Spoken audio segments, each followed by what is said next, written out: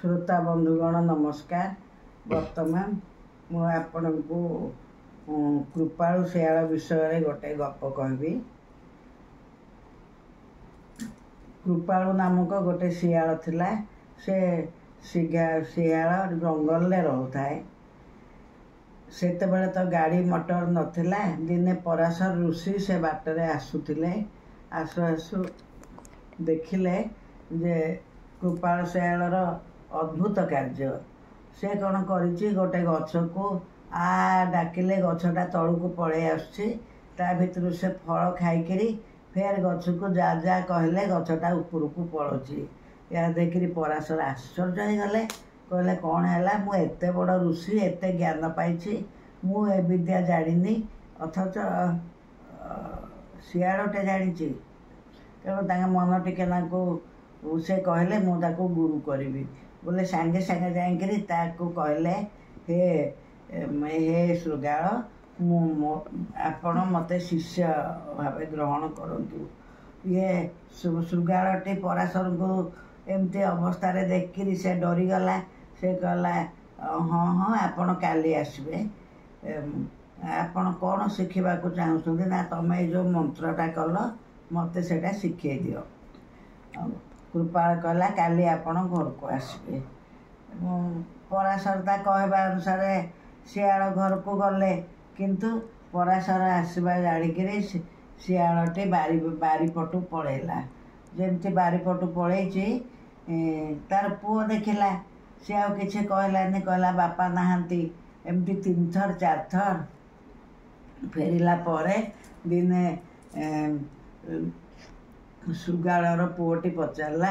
कहला हे ऋषिवर आपण एते थर कहीं बापा पाखु आसुचंती आ बापा तुमको देखिले सांगे सांगे पलाउछंती। एक कथा शुणिकी पराशर कहले मु तांगठु मंत्रटे शिखिबाकु आसुछि। शृगाल पुओ कहला यही कथा मु शिखिछि आपण को शिखे देबी कहीकि शृगाल पुओटे ऋषि की शिखेदेला। ऋषि ताकू मुंडिया मारले एवं गुरु बोली ग्रहण कले। कृपालु शियाल आसला। कृपालु शियाल को ता पुओ कहला बापा ऋषि पराशर को आपण देखिकी पलाउथिले। से कहले मंत्र शिखी आसते मु मंत्रटी शिखे देछि। कृपाल शियाल कहला नाई नाई मुझे पलाउथिली कहीं से एडे बड़ ऋषि आमे तो बिलुआ गुड़ाक शृगाल गुड़ाक आमु कौन से मानवे गुरु परे। तू कहीं शिखेलु तेबे जाइकरी थरे जा परीक्षा करिकरी आसबु। शृगाल पुओ गला परीक्षा करने को से गुरु बोली मानुछंती कि नहीं।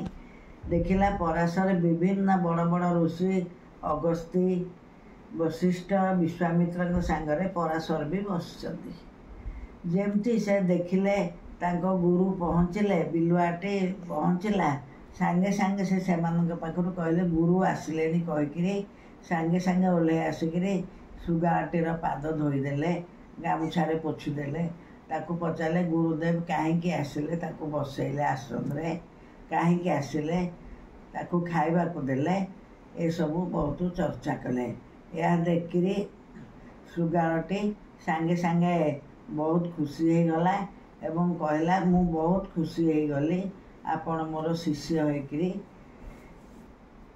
तत्परे से शृगालटी जाइकी ता बापा को कहला मत एमती पराशर बहुत आदर कले बहुत सम्मान देले।